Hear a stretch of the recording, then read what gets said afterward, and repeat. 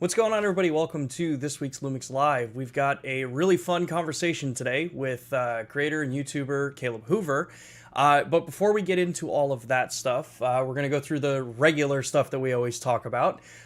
So if this is your first time to Lumix Live, these are broadcasts that we do every Thursday at 2 p.m. Eastern Time. Recently, they've been recorded while I've been on the road, but we are actually back live in the studio. They're designed to be fully interactive. So if you have questions about your equipment, if you have questions for the guests that we have on, drop those comments and questions down in the chat by tagging @Lumix Cameras. It just helps me see them on my side, and then we can get to them throughout the stream here. As I said, we've got a two-part stream today. We've got our guest, Caleb Hoover, on to talk about his work, his history in this industry, and to offer an opportunity for you to ask questions to. And then the second half of the stream, we're going to be actually covering a lot of the questions that all of you have asked over the last couple of weeks regarding the GH6 and the SSD firmware update that we just released a few days ago. So if you're here for that part of it, specifically the AMA, definitely hang around. Caleb has some experience with the GH6 and some stuff like that. So if you've got questions, you can ask someone who's actually out in the field using them, not just me. But yeah, next up we've got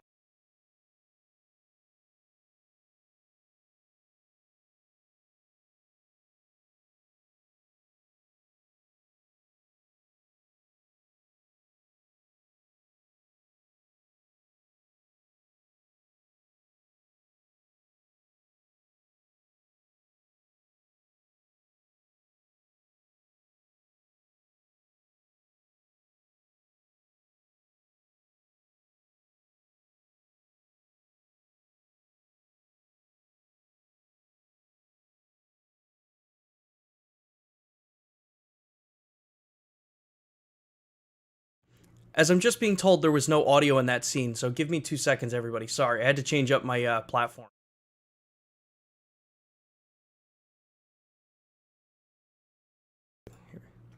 All right, my audio should be back now. There we go. Ha! Let's do that again. So, before we go into the interview, let's talk about Lumix Pro Services. Lumix Pro Services is available globally in the US and abroad. In the United States, we have 2 tiers available. We have the red tier and the platinum tier. The red tier is free. If you have purchased a Lumix camera, you can take a look at the QR code or link down in the description to get yourself registered. Like I said, it's totally free, and it's a good idea to get yourself registered there because you get the additional 3-year warranty with the product on top of the manufacturer's supplied warranty from out of the box. If you're looking for a higher level of service and you want maybe just that little bit better peace of mind on your equipment, take a look at the Platinum Series. The Platinum Series offers that 3-year extended warranty, but then has a lot of additional extra pieces added on there for you. So things like a higher quality welcome gift with you, so you get a nicer Peak Design strap. You also get 20% off out of warranty repairs, so if you happen to drop or break your equipment, you do get a discount on the repairs there. You also get same-day repairs with next-day shipping both ways. So if you are someone who really needs, heavy support on your equipment because you may break it in the field, know that when you send it into our support service, you get much faster turnaround time with that equipment. It's actually two-day repairs with next day shipping both ways. And then you also get, for those that are definitely more in line to wanting to speak to a person instead of using a chat system or an email service, you do have an exclusive membership hotline where you can give us a call and ask us your questions over the phone instead. So you get a little bit higher level of concierge service in that case with the Platinum Series service. So with that, I think that pretty much covers all of those. Just double checking the questions there. Hopefully the audio is much better for everybody now. Yeah, so with that, let's actually bring Caleb in now. So, hey Caleb, how's it going? Oh, hey Sean, how's it going? It's going good. I'm doing pretty well. Yeah, it's This is nice. It's always fun getting back into these things after having recorded them, like where you can take your time, you can like methodically go through and pace everything, whereas, Absolutely. Yeah, instead of worrying about audio. What? Yeah, right? Yeah. So, yeah, thank you so much for taking time, Caleb. I know you've got a bit of travel coming up, so really appreciative of you taking the time today. Uh, Gotta catch a plane here soon. yeah. So for the viewers on the stream, could you give us a little bit of background as to who you are and Yeah, what you do? yeah, absolutely. Well, my name's Caleb, and I use Lumix cameras. Well, a little bit more beyond that.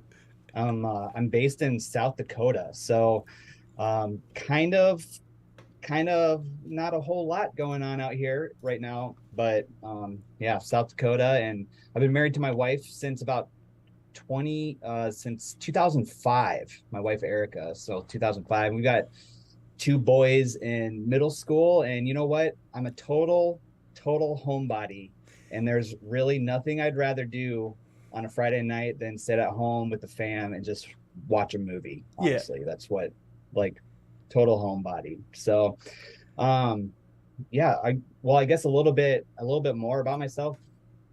I try to stick to what I'm passionate about and eliminate the rest, really. So I'm obviously passionate about family. I'm a musician, so I play music. I lead the music at my church, and I lead a team of about 20 some other musicians and singers.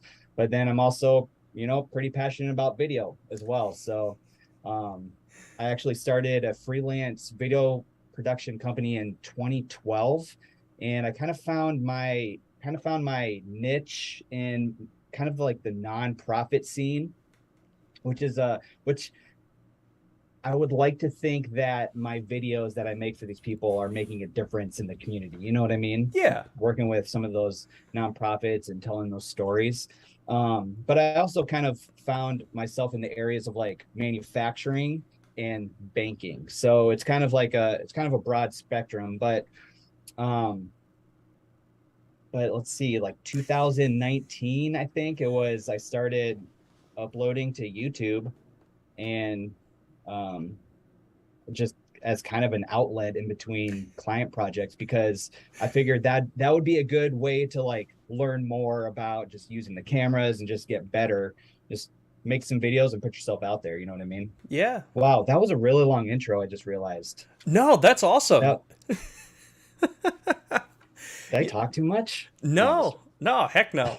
No, it's nuts, like there's with the pandemic and everything that, kind of shut a lot of our normal activities down. I think a Yeah, lot of people have looked at wanting to, kind of expand those downtimes that we have into yep, new areas and kind of yeah. explore new ways to share our creativity and stuff. And Mm-hmm. I know following a lot of, kind of creators on YouTube, you definitely stand out Oh, in well, I appreciate that. yeah.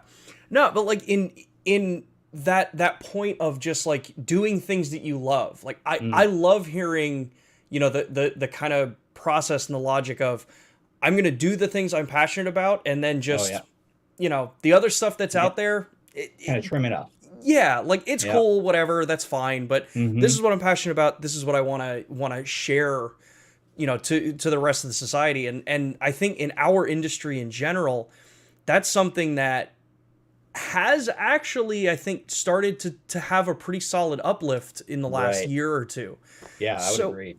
so like this passion into cameras and filmmaking and stuff like that, Yeah. what got you into, wanting to pick a camera up and Yeah. do this for a living? Well, I've always been interested in cameras and video. Like, even though I was a psychology major in college, I my favorite class actually was a darkroom photography class. And in that class I used my dad's old camera that, let's see, I think he bought in like the late 70s or something like that, and kind of traveled around the world with.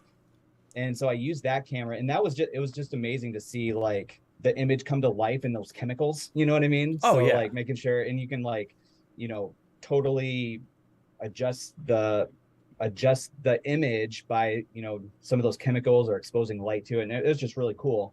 And it was probably my favorite class in college. And even thinking back further than that, like I remember, I think we had like a school project or something, and I remember making like music videos with my friends. And actually, thinking back on that, that was actually a very violent music video. A lot of a lot of ketchup packets. Nice. Yeah. But so back in so I've kind of always had this interest, but back in 2000 was 2011, maybe 2010, 2011, I was working for a nonprofit and I was doing some of their IT work. So it was like, oh, my email's not set up. Can you help me set it up? That type of thing. You know what I mean? But the other part of it was actually doing video and photography for, some of their events that they were doing and some of the training and everything. And I really, really liked that video part of it. So, but then they got rid of my position. So, and that was in, like late 2011 or something. I mean, we don't need to get detailed on the dates, but somewhere in that time frame. But so my wife and I talked, and it was like, maybe I should try doing video on my own and see what comes of it. Yeah. And actually that nonprofit was actually one of my first clients, and they actually let me use some of that gear. So they didn't pay me anymore, but I was able to use some of their gear and stuff like that and actually have them as a client. And it was my younger brother that actually told me about like people using DSLR cameras for video. Like he was using those in the school that he was going to. And so he actually told me about these DSLR cameras that people were using. And obviously I knew those for video, for pictures, for photography and stuff like that. But after that, like I bought my first Canon T3i, had the flippy screen, the Canon T3i, and actually started shooting some weddings with it. And I knew like right from the beginning I didn't really want to stay in the whole wedding game. Yeah, I kind of wanted to get more into more of the corporate side. But shooting weddings, that was a really good way to learn how to shoot, learn how to shoot and learn how to put a story together. So because a lot of previous experience like with that nonprofit working with them, it was just like straight on talking head stuff, you know what I mean? Like actually like getting into it a little bit more and like learning how to put a story together, that was really cool. So right now, like I'm definitely more into like the corporate storytelling realm. And I shoot a ton of interviews. Like this past month, I don't even know how many interviews I've shot, but anyway, kind of throughout the years though, I've done everything from like shooting music videos. After that 2012 room, shooting music videos to like political videos, which I will never touch political videos again. Just so you know. I will not go there again. But yeah, so a lot of where I'm at right now is corporate storytelling and interviews with that B-roll over top of it. You know what I mean? Yeah. So giving it that extra dimension. It's not just that you sit here, you say this, you sit there, you say that. Like exactly. So with that style of work, what kind of was the drive for you into creating YouTube videos and using that as like kind of an outlet? Because a lot of people, like you were saying before, a lot of people have done it just as another way to get, kind of creativity out, not necessarily thinking, hey, I want to review products or I want to do this. Like, was there anything specifically there for you that drew you to doing this? Yeah, honestly, like I just wanted to get better at everything that I did. It's like I wanted to use it even when I wasn't using it for like client work, you know what I mean? Yeah. And so I wanted and honestly, like I didn't really know what to make YouTube videos about to start. Honestly, I saw it as a way to get better, but I didn't really know what kind of direction to go. And so like I tried a couple different types of videos, like talking about video marketing, from that perspective, which is great, but that like changes like every day. But and then like another thing is like I tried a little bit with like you know, making mobile video with like your mobile device and then Yeah. using LumaFusion to put it together and that type of thing. But there was one video that I made that kind of caught the algorithm wave a little bit, and that was a GH5 video that I made with my friend Bobby. And I it might have caught the wave because he was actually in it and he's like way cooler than I am. So maybe that's why I caught the wave. But anyway, so I tried a couple, like after that, I tried a couple other like pretty basic GH5 focused videos. And then, you know, that's kind of where things started growing a little bit. And actually like that teaching aspect too. Yeah. You know, like I feel like YouTube is the perfect platform because it's like fully search engine that we all know. So it's like, you know, obviously the second largest search engine on the web. But then it's also like full, can you see my hands? Oh It's yeah. also like fully community driven. You know what I Yeah. mean? So that's what I love about YouTube. And that's what I actually found with YouTube is like contributing to a community, you know, and that's I love being able to contribute to a community. Even, you know, I've probably said wrong things so many times about the GH5 in some of my videos. You know what I mean? But I like that teaching aspect of it, and I like being able to contribute. And then like all of a sudden, you know, start making money with affiliate links and AdSense and get gear, and like you're like, okay, well, let's keep making some videos. You Yeah, know what I right? mean? Yeah, But I definitely. mean, don't get me wrong. Like if I'm bogged down with, you know, client work and things like that, I might not get a video out every week. You know what I'm Yeah. saying? So, but Yeah. I think that's the great thing about YouTube, and really like I did it to start, like, yes, as a creative outlet. And I actually might need to get a little bit more creative in my videos. I don't know. Some of it, like that thumb on the back of the camera stuff, might be getting a little old. But being able to like get better at my craft by making those videos and being in the camera consistently, but also contributing to a community, Yeah. especially right now, the Lumix community. Like, I don't know, it's a blast. You know what I mean? Yeah. Yeah. I mean, it's, you know, with, sorry for the dog barking, but, the whole thing about photography and videography and cinematography, I think, you know, is that most people don't realize how much of a community every level of this world is. If you're Yeah, in absolutely. top tier cinematography, you know, those high end camera ops, the vast majority of them know each other. They know what Yeah, work they've right. done. They Yeah. learn from each other. And I think over the last couple of years, you know, especially as cameras have become way more Yeah, powerful and they enable more and more people to, you know, get into this absolutely. at a much easier level than it Yeah. than it ever used to be. Having communities in YouTube and Facebook and Hmm. Instagram and all these different platforms really is one of those critical things that I think has been missing for a while. You know, I like to think, not to like toot our own horn here, but you know, that's kind of the goal that we've started with Lumix Live is we want to build a community for Yeah. filmmakers and photographers where, you know, there is no judgment across the board. Hmm. All levels of, you know, someone who just picked up a camera and has never worked with them Yep. before can jump into a chat like what we've got here and listen to a conversation like what we're having here, and you know, maybe pick something up. And seeing other creatives out there like yourself that are doing that have Hmm. that mindset of a community is what drives things forward. And you know, yeah, sure, it also builds up competitive, you know, Yep. a competitor by helping them, Totally. but ultimately that means that there's more work Yeah. in the long run for all of us. And we all have this passion of equipment typically.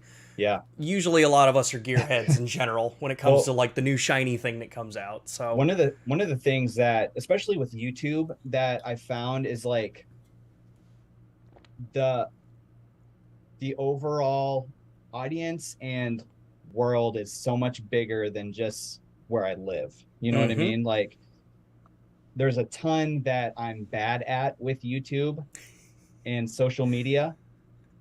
Like, for example, I need to collaborate way more. Like Mm. there's so many creative people and talented people out there that I could be learning from in a collab setting, that's just something that like I need to be doing more as, like we talk about community Yeah. and all that. So, but yeah, I found out like, well, it's way bigger than just where I live. You know what I mean? Definitely, yeah. And I mean, I as of right now, I'm like with the analytics and the viewership that I know we get on our streams here when we do this live. We have people from all over the world Yep. that tune into these streams, and for some, I think it's like the middle of the night, and Yeah, they're yeah, still totally. tuning in. So Yep. huge props to everybody that wants to be engaged in these Thanks for things. And being here. yeah, exactly. Yeah. So with all of the equipment that's available, like you mentioned that, as you're doing YouTube videos, you get, gear, and you Yeah. have connections with brands and all that kind of Yep. stuff. Like you start to make a name for yourself to where companies reach out and say, hey, we want you to play with this equipment, let us know what you think, Right. make a video. What's that been like, getting into that side of, hey, here's a new camera, please Yeah, test it and tell us what you think. it's kind of been surreal, really. And I'm finding out that I'm way behind on some of that stuff that I need to get out. Um, like it's been a really cool experience because, you know, it showed, well, people must be watching a video, that I put out there, or to get an email to say, hey, will you be willing to test this product? But I am pretty selective with some of that stuff though, Yeah. because there is like a lot that comes in, but I'm like, you know what, this actually might benefit people that watch my videos, like Yeah. this product is going to benefit. And that's what one of the things I love, working with you guys and Lumix. I mean, that's like central, you know what I mean? And so like Yeah. just being able to like lenses that come in, like I think this lens is going to be awesome for the audience and for people who view these videos. And so it's been a really cool experience, just kind of, you know, navigating all of that, but Oh then yeah. actually being able to test them out and see how these things operate and some of these products. So Yeah. did I answer your question? Oh yeah. No, no, Yeah. definitely. No, it's crazy, for a lot of online personalities and YouTubers and stuff like that. There always seems to be that kind of double-edged sword, right? When it Yeah. comes to reviewing products or working with a brand, how do you maintain kind of neutrality in your approach Yeah. to a community as a whole? Because there's the Lumix Live community, which is typically very heavy invested into Lumix products, and Right. it's not a surprise that we focus very heavily on Lumix cameras. Yeah. But when you're independent, navigating that line of like, hey, this may be brand A that I really love, or Hmm. brand C, or brand N, or brand S, or brand Yeah. L. Yeah. Hopefully everyone understands what I'm saying there. There's personal preference that all of us have across the board, but still being able to give a valid neutral opinion about it, Hmm. despite whatever equipment you have. And I think honestly, you're navigating that incredibly well. Oh, Being able to thanks. provide Yep. that feedback to people because you are an actual user. You're not, Hmm. it's not like if I went out and I created my own YouTube channel. Like, yeah, I'm Sean. I'm that guy from Lumix. People know that that's what I do. Yeah. So yeah, I'm gonna be biased there. But channels like yourself and people like yourself, I think, are really what are forming the future of our Hmm. industry, and the way we look at products, and the way we understand that this camera one may be the best for this type of shooting, but camera Hmm. two may be better for this. So it's not always just about one Yeah. product, or 100%. think Well, of, and yeah. they're like, all the cameras are so good right now. Yeah. Like, so good. I mean, you pull out this and it's so good. You know what I mean? Like, Oh yeah. and honestly, like I went through a little bit of a crisis because I knew like I was going to move on from the GH5. It was just time to kind of like go beyond that. I still use it, Yeah. For interviews and things like that. But I wanted like main cameras to kind of, and so like I was honestly like looking at a bunch of different things and testing things out. But like when it comes down to it, honestly, Lumix gives me what I want. Like for, and I this isn't a love fest for Lumix, okay? Like don't get me wrong. There's plenty of things that can be improved, let's be honest. Yeah. But as far as like the tools that I need and the colors that I want, like Lumix has it all in that hybrid package for Yeah. me. You know what I mean? Yeah. And so I don't know. So you know, with equipment, what's your kind of, you know, kind of go-to equipment right now? Yeah. What's the piece of, you know, kit that you find yourself gravitating towards mostly? Well, the S5, I'm going with that for like my main cameras, A cam, B cam, especially for interviews. And I've honestly like I've been loving those S series lenses. Like the I've been using the 35 millimeter, 50 millimeter, and 85 millimeter. Yeah. And the I put a video out of like a really compact S5 rig, Hmm. and it was like having those lenses on there, it just makes everything like so tight. You know what I mean? And I Oh really yeah. like that. I really like that setup. And so yeah, I've been using my go-to for like interviews and even a little bit of B-roll has been the S5s. So I've got two of those. I still on some shoots I still use the GH5s just because it's so easy to um, like power them up, set them up like so quick. I have like all my settings just boom, like they're right there. And so, I mean, it's a really quick setup and everything. But then like uh, using the GH6 as a newer camera has been a lot of fun, especially in this past week with, you know, the SSD recording coming out.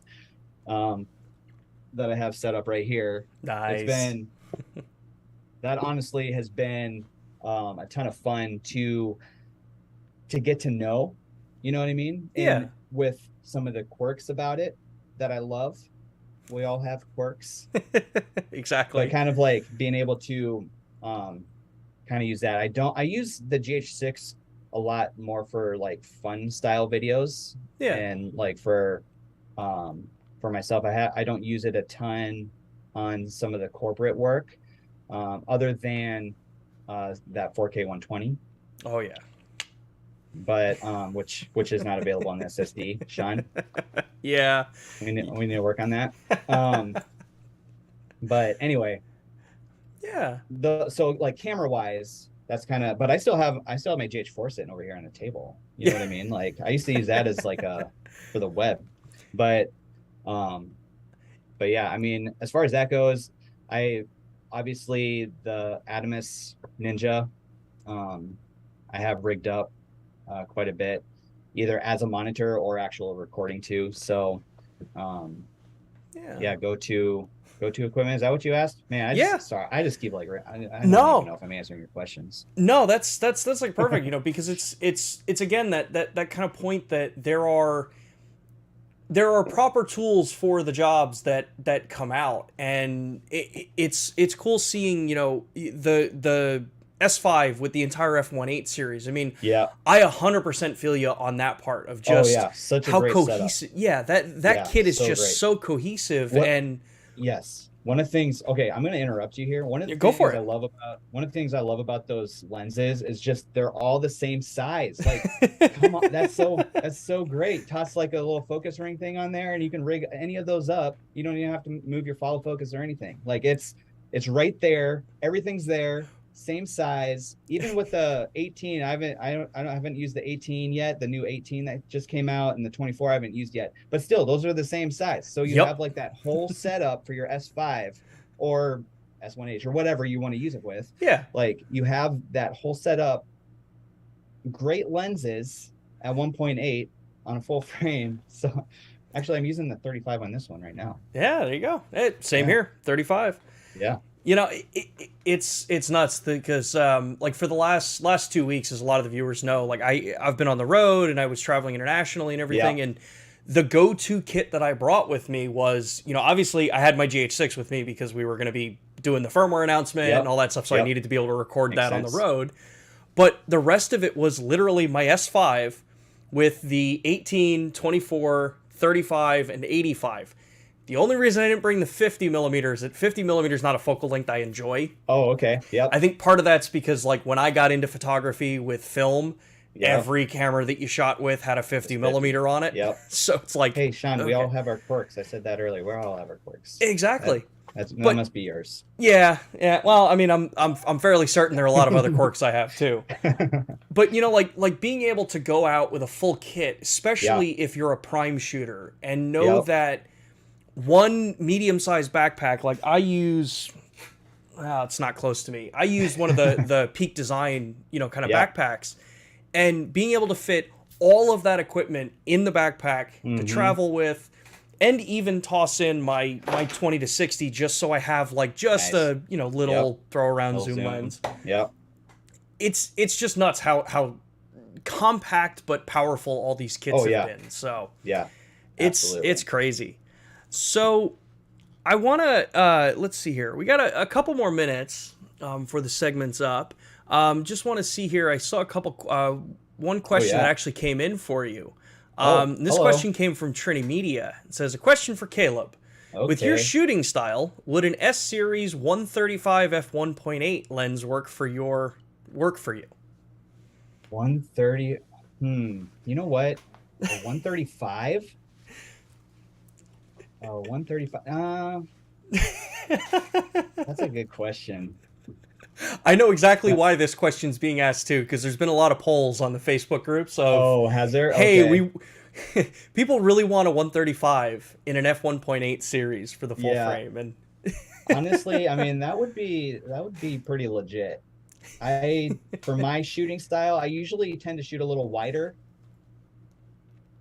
yeah. So I don't know. I mean, if it That's an comes, I'd like to test it out. hey, there you You know go. what I mean? Oh yeah, yeah. That definitely I think is one of It's a good those. question, though. Oh yeah, and you know what? Actually, everyone down in the chat, if you have a preference of, you Yeah. know, a focal length that you'd love to see, drop it in the chat. There are no guarantees that they're ever going to Yeah. happen, but that's the point of these streams, to Yeah. give all of you an opportunity to tell us what you want as a, you know, for the equipment coming in the future. 135, man, that would be at one point, yeah, 130. I would use that, I think. There'd be certain situations, definitely, but I Yeah, could get behind that. yeah. Sean and Lumix team. 135 is definitely one of those classic focal lengths for portraiture and stuff like that. Yeah. Although to be fair, 135 has very traditionally been a photographic lens. Yeah. It's been used. It's a bit And long for video. yep.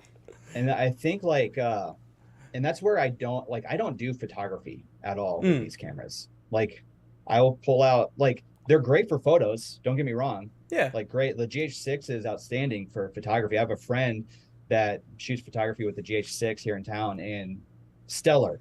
He does a great job. His name's Jonah. And fantastic with the GH6 photography. I personally just never use it. I don't take photos. So Yeah. that 135, like I said, that's why I was kind of struggling with it a little bit. But I think I could get behind a 135, Yeah. There you go. 1.8. Nice.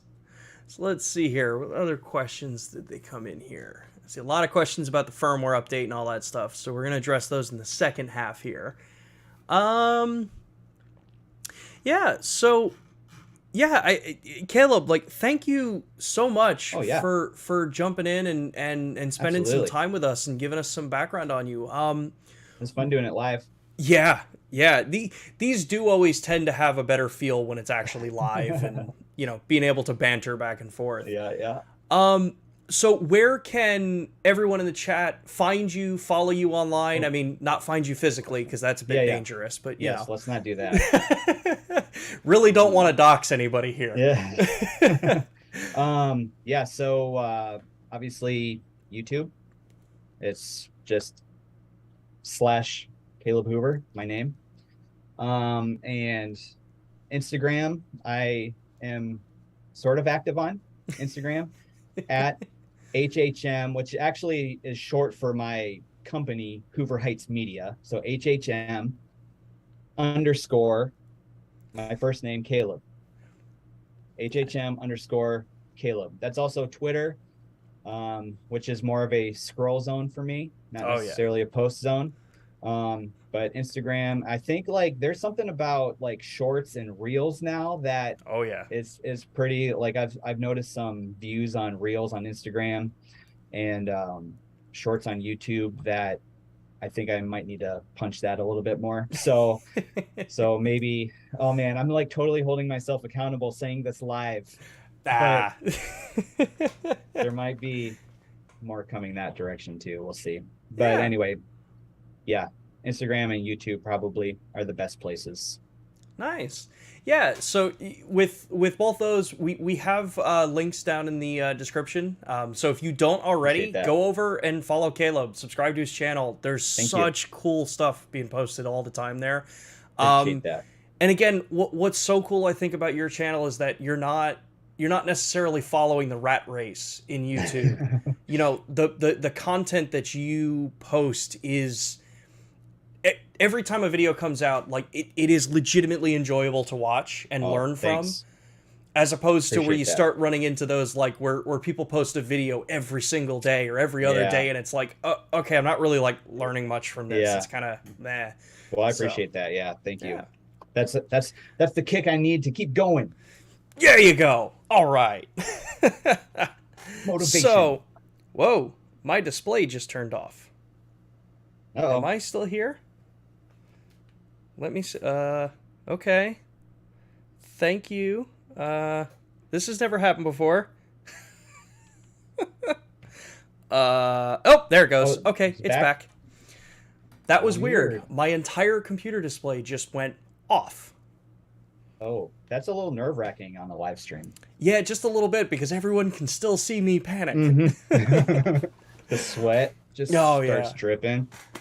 Well, with that, thank you so much, Caleb, again for joining. Like we said, everybody, absolutely. Thanks for having me. Yeah, go over, follow Caleb's work. You know, there's going to be a lot of cool stuff, and yeah, we'll hopefully have you on in the future when you know, maybe newer, cooler stuff comes out down the line. Excellent. Because yeah, these are always fun. All right, I appreciate that. Well, I'm gonna go catch a plane. All right, Caleb. Take care. Yeah, thanks. See ya. All right, everybody. So again, for everybody there, if you don't already, follow Caleb. It's some really cool stuff. Awesome channel, awesome content out there.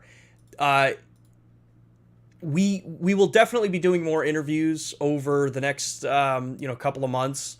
So in general, these are going to be hopefully more in line with what we're doing. But really, this next half of the stream is all dedicated to the questions that all of you have been asking us over the last, kind of 2 weeks with the GH6 firmware update. So I'm just reshuffling some of my screens here so I can pull up some of the questions. And yeah, let's jump back through here and let's see some of the questions that had come up that we didn't address yet. So we had a question here from JC. It says, on my GH6, how do I keep the original file name when transferring from iPhone using the Lumix Sync app? It replaces the original name and ID with Lumix Sync _copy that on the phone. I do not believe that's something that you can change. However, I honestly have not looked too far into it. So I will have to basically set up my iPhone for Lumix Sync. I'm primarily an Android user, so I have more experience with this. But yeah, I'll take a look at that, JC. I believe you did ask that before, and I didn't jump in and find that answer for you yet. So yeah, I'll take a look and see what I can find for you. Sacred City says, snuck your GH6 in the 200mm 2.8 into the Yankee Stadium, caught Judge's 60th in the Grand Slam walk-off. That is awesome. We would love to see those photos if you're able to. I know anytime you photograph like a major professional sporting event, they get a little touchy with the photos of people's likeness, but that is awesome that you were able to get in there. It speaks to the fact that the GH6 is still a relatively small camera combination when you look at what people expect to see as a Pro series camera. Let's see here. We can be better than this says, I use the Atomos Ninja 5 with its own SSD. Is there any benefit to using the SSD only, or does it give flexibility with using other monitors? So there's a couple different ways to look at SSD recording on the GH6. So for one, the vast majority of time that people have been using external monitors with mirrorless cameras and video cameras in general has been because the monitors are what are giving you ProRes for your video files. So that's why clean HDMI out was, such an important thing over time.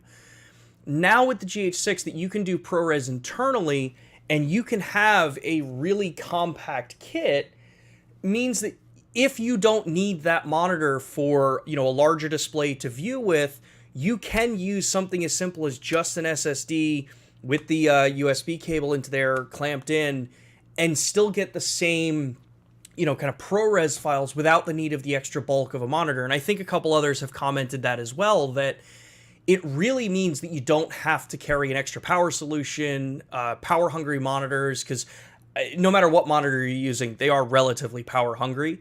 So it's just another option to slim down. The other big advantage of using SSD with the GH6 is that, say you're a time-lapse photographer, or you're working on a project where time-lapse is going to be something that you want to include into your footage. Well, up until recently, you were limited by the SD cards or the CF Express cards in the sizes that you were able to work with. So if you did, say, 9,999 pictures, because I think that's the most you can do in a single time-lapse clip, you usually wouldn't have, especially if you want to shoot it in RAW, you had to buy such large media cards that it was not cost-effective. Well, with SSDs, you can record the stills to the SSD as well. So that means that I can do that 9,999 photo for an extended period of time over SSD and store those files on here instead. So that's another benefit to it, that recording to an HDMI, an external device, like the Ninja 5 or Video Assist or things like that, wouldn't give you. They have their own time-lapse functionality, but in this way, you'd be able to get the raw photos to then do your manipulation and editing with later. So it's another option. The Lumix brand has always been about, we want to provide you options and ways to record and work with the cameras to the best that the hardware allows. And that's what the SSD firmware provides. Let's see here. So a couple other questions here. That was the 135 question. Does Lumix send out free replacement lens caps? Unfortunately, we don't. If you need replacement caps, I do know that you can find them online. Some dealers may have them in stock. Some online locations may have them as well. Or if you're not tied to specifically having it say Lumix, just look for the filter thread size, and that's the cap you would want to buy. Ulrich says, is it possible to have the USB recording and power over USB at the same time? Would be great. So my understanding at this point is that no, you can't do power delivery and USB data at the same time with the GH6. If you do need to power the camera for longer than what the internal battery provides, that's where you would use something like, if you take a look at Photo Joseph's video recapping the GH6 firmware, he has some good recommendations as to how he's powering and running his solution for his SSD setup. So I would take a look at Photo Joseph's video for that, but right now USB power and the data isn't possible. Let's see here. Let's make sure we go through a couple more of these live questions before I go to the questions that came in through the chat and the questions, comment sections from the previous videos. Let's see here. It says, I have, Derek says, I have a GH5, two GH5Ss, and a GH6. I'm shooting in lower light. The common profile was Cine D on the GH6, but the GH6 has Cine D too. Is there a profile they share that I can shoot on 4 cameras besides Vlog? You can shoot natural on all 4 of the cameras. The difference is that there will be some differences in the color tonality that you get between all of those because they're using different sensors. They're never going to be a perfect match right out of the box. That is where log is going to be your best bet, and then exposing each camera properly for log based on their internal tech. But Cine-D should be relatively close, and as long as you're shooting in 10-bit, you should have enough flexibility to bring them to naturalize them, or neutralize them. But that's also where you take a look online at some of the LUTs that are being developed by different users out there. There are some normalization LUTs that you can get for things like Cine-D or hybrid log gamma or something like that, that can help you get all the cameras back to a relative baseline. The other option is literally just bring a color checker and literally do a color balance on site with vector scopes to get true neutral colors across all the board. That's probably your best bet. But every camera from every brand through different variations are going to have slight tonality differences based on the hardware. Let's see here. Rhett says, are there any more behind-the-scenes updates that didn't get mentioned? I heard many things seemed subtly improved, and that thing seems better. As of right now, the only thing that was in the press release was the SSD update, and then the ISO performance for RAW over HDMI up to, I believe, 12,800. Let's see here.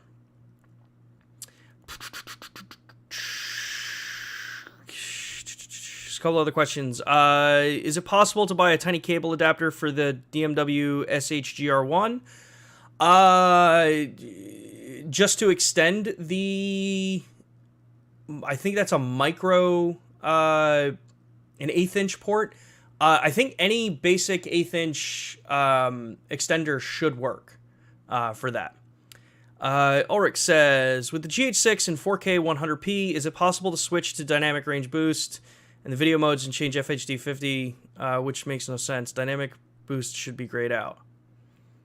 4K 100, it is possible to switch to dynamic range boost modes. In the video modes, change to FHD 50p, which makes no sense. Dynamic. I'm going to have to look into that one. I don't really work too much in the PAL settings on the camera, obviously, since I'm in NTSC regions. So I'll have to play around with my GH6 and see if I can recreate what you're seeing, Ulrich. Jeremy says, are there any plans to add file transfer between internal card and SSD? I'm failing to see how SSD functionality is very useful without raw recording or file transfer. So at this time, I do not believe the ability to transfer from SSD to CF Express or SD is going to be possible because it is an entire system changeover. That's why when you turn it on, why you have to physically turn it on and turn it off. Aside from that, the major value with an SSD ability to record is straight up the fact that if you look at a 1 terabyte SSD versus a 1 terabyte CF Express card or a 1 terabyte SD card, the cost per gig is much lower and the transfer speeds are much, much faster if you're to plug them into your PC or MacBook. The other advantage is just that it's a lot higher capacity in general. You've got up to 2 terabytes. It's a different standard than what SD cards and CF Express cards go for. So you have a lot of advantages there with it. You know, things like raw recording and file transfer and stuff like that. Yes, those would be cool to have, but they're just not in the pipeline right now. We always take that feedback though and provide it. And if things do change and possibility, you know, different features do become available, you know, we are a company known for adding value over time with firmware updates to cameras. So I can't say that it will happen, but I also won't ever say that it's not necessarily possible to happen unless I know for certain that, you know, hey, there's a technical limitation why something can't happen on the camera. Let's see here. Someone mentioned that Final Cut Pro X cannot directly access ProRes files on the SSD. Is this true? And are there best practices besides copying to another drive? So my understanding is that the SSD, the situation there, if you are working in Final Cut and you want to use that drive as a drive to actually edit off of, that's an Apple OS and a Final Cut situation. In my Windows PC with Premiere, and when I've tried Resolve, I can work on those I can work on the SSD just fine, and I don't have a problem with it.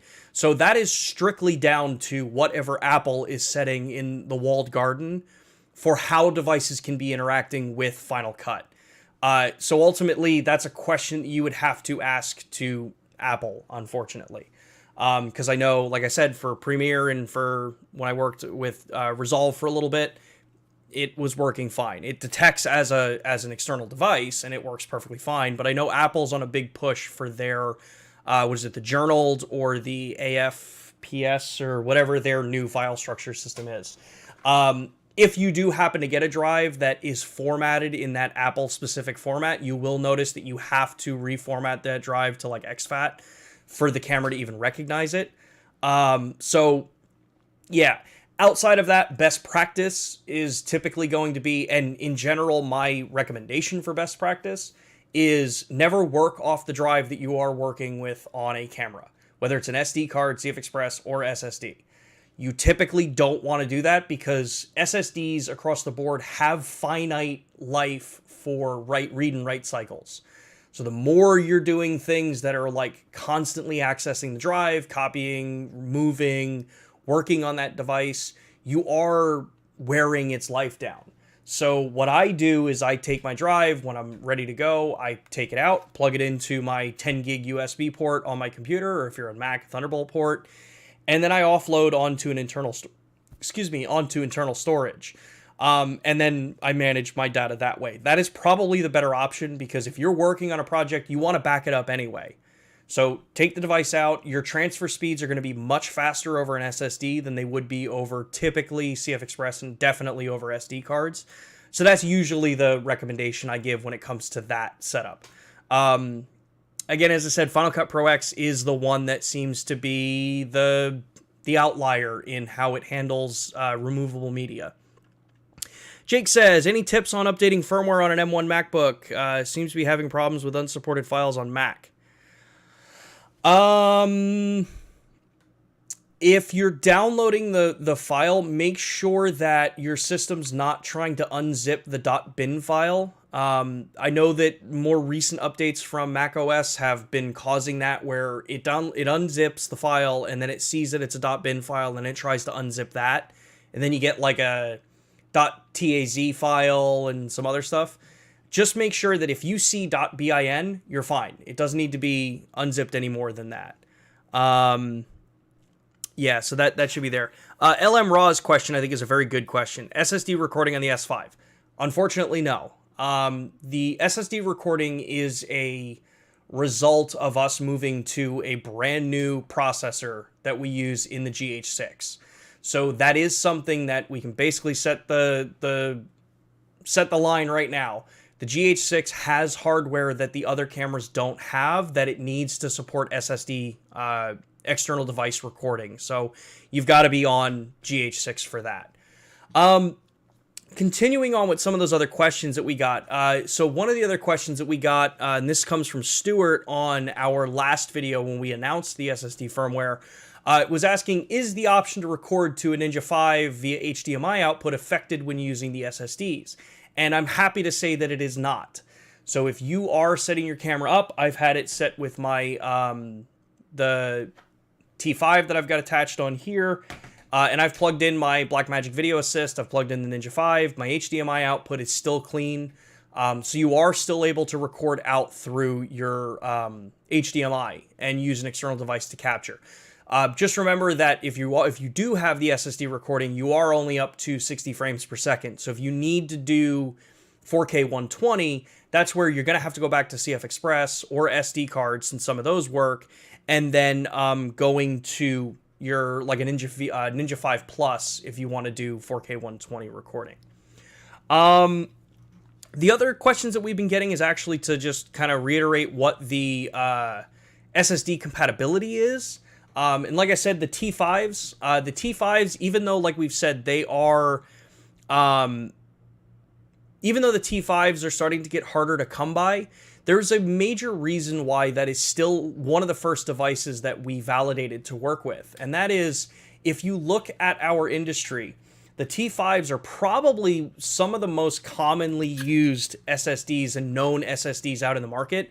So a vast majority of people already have these drives. So when you go through looking at what SSDs to validate for this, you also want to make sure that you're including a validated drive that a lot of people probably already have. Not necessarily that everyone's got to go out and buy a brand new SSD.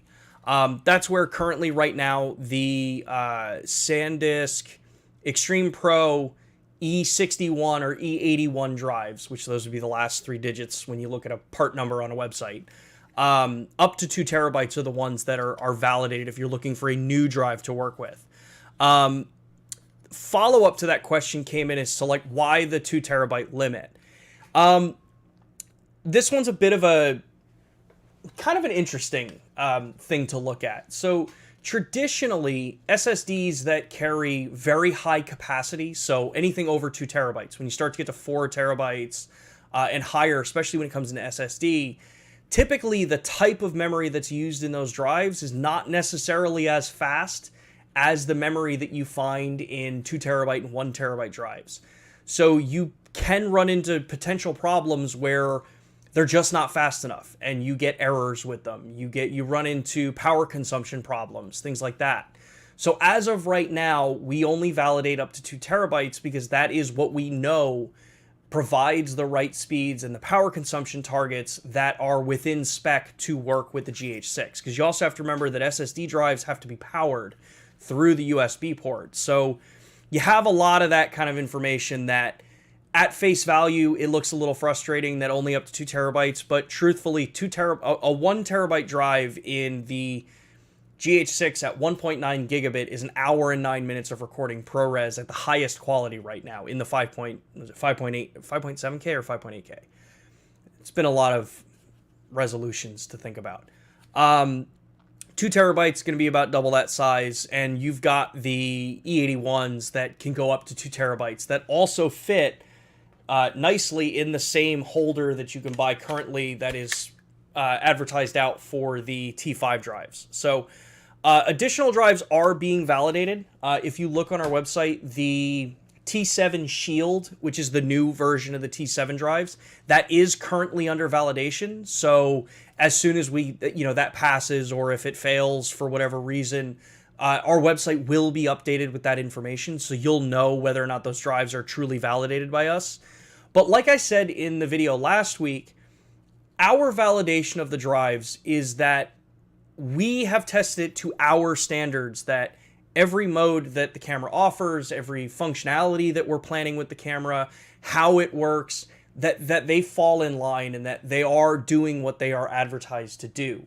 That does not mean that if you plug in a drive that is not on our validated list, that it's not going to work. It may very well work for your particular situation, but for the next person, it may not work in the way they're using the camera. So that's why we have a methodical pace as to how we're updating the validated SSDs. It's the same with CF Express and SD cards. Things from their durability, the reliability of the memory they're using, the power consumption that they use, do they fall within target, what type of controller are they using for the media, all of these things are all contributors to validation. And SSDs are wildly more complicated than CF Express and SD cards, especially in this use case. So just bear with it for a little bit. Like I said, if you're using a drive, by all means, use those drives, but just know if you do have problems with it and it's not a drive that's on our validated list, that might be a reason why we didn't validate that drive to work, seamlessly with the camera. Let's see, other questions here. FC says, where was the other question that came in here? SSD recording, any more S5 firmware updates? I'm not sure. Even if I did know what's coming in future firmware updates, I wouldn't be able to talk about it. Let's see here. To support, this comes from FC, to support SSD recording, the camera has to deliver power over USB. If hardware cannot support USB power delivery, then USB SSD support is not possible. Okay, here it is. Is attaching a USB hub to the camera allowing to connect multiple SSDs tested? I have tested it. It does not work. An external hub also changes the way the protocols work. So yeah, it's one device to the port. It's SSD or it's power delivery, whichever one you're choosing. When you have SSD turned on, power delivery over USB is not possible. Let's see here. Chris says, I use GH5S on sticks to zoom in tight on a couple, so not too concerned with low light performance, since I use the S1H and having... not sure if I see a question there. Okay. Let's see here. What's a good 24-105 equivalent lens for Micro Four Thirds? I mainly use the BS1H and S1H, but I picked up a GH5S for weddings, and I want one good affordable zoom lens to use during weddings. Okay, that's the first part of the question. I would take a look at the 12 to 60 Leica, so the f2.8 to f4. That's probably going to be a good equivalent to your 24-105. So 12, you're at 24 millimeter. 60, you're at 120, so you're going to need a little bit more reach. It's an f2.8 to f4. And it fits nice on the GH5S because that lens does have stabilization. So if you do want it, you've got, that extra stabilization in the lens, not necessarily having to deal with the body. Let's see here. There were a couple other questions that came out. JC, who actually I think is in the chat, had asked the question, can we record in different formats, resolution, or frame rates internally to the SD while external, which I think we've covered here. It's one or the other. So, you basically can record all of the internal recording functionality up to 60p to the SSDs. If you need anything over 60p, that's where you have to go to CF Express or SD card. So pretty much everything can be recorded minus the higher frame rate stuff. But higher frame rate stuff, you do have that nice advantage of CF Express and SD cards. Typically, you may not be recording 4K 120 for an hour long. Especially if your plan is to slow it down. That's a ridiculous amount of slowed down footage. But SD cards can typically handle some of that 4K 120 footage as well. Let me just look back through here. A couple other questions that came through. We answered the file transfer question. We answered that one. We answered the external HDMI recording. And then, yeah, I think we've got the vast majority of those questions answered. So let's see here. Okay, and then a question about the G95. Yes, there is an updated G95D here in the United States. The big change is just that the rear display is now the OLED display, which is similar to what's found in the G90. So yeah, minor little change on that camera. Yeah, just component changes. Let's see here. Any other questions before we call it for this week? Is the SSD option a combination of processor and a port? Yes, so that came from Super Zero. SSD recording options primarily comes from whether or not the processor is designed to be able to send data out through that port, but then also on whether or not it's got a 5 gig, a 10 gig, which generation USB-C port the camera has. The GH6 uses a 10 gig port on it, so that's why we've got enough bandwidth to do this. The older cameras, I don't remember what the throughput speed is on the older ports that are USB-C, but that wouldn't really matter because the processor can't do it, so... older cameras, it is a hardware limitation. Let's see here. Make sure I got through most of these questions. Looks like we got through pretty good number of those questions here. Some people still rocking their G9s, which is an awesome camera still. That was about the benefit there. That one. Cool. So... all right. Cool. So with that, I want to thank everybody for tuning back into our live stream, despite the couple little hiccups I had getting back into doing these actually live again. That audio issue, and then for some random reason, my screen turning off, that was a very interesting thing. I'm really got to make sure that there's nothing wrong with my display now. So yeah, thank you all so much. We will be live again next Thursday at 2 p.m. Eastern time. We're going to be talking about traveling with Lumix equipment. Specifically, you know, how I worked with our equipment when I went over, when I went on the last couple of trips, how I record Lumix Live out in the field, and then just covering up what kind of equipment is solid with our system for doing that. Oh, and Damien, if you could resend that email, I did see it and I started writing a response, but I think it got kicked down in my emails from following some other stuff that I had to follow up on. Yeah, so we will be live next Thursday at 2 p.m. Eastern time. As always, if you enjoyed the interview, if you enjoyed the conversation, and you think we deserved it, give us a like. If you're not already, subscribe to the channel. It helps me, you know, create more of these and hopefully build out a bigger, you know, kind of better presence on here on YouTube. And then, yeah, we will, like I said, we'll be back next Thursday at 2 p.m. And yeah, I hope everyone else has a really good rest of your day and rest of your weekend. And yeah, awesome. Take care, everybody.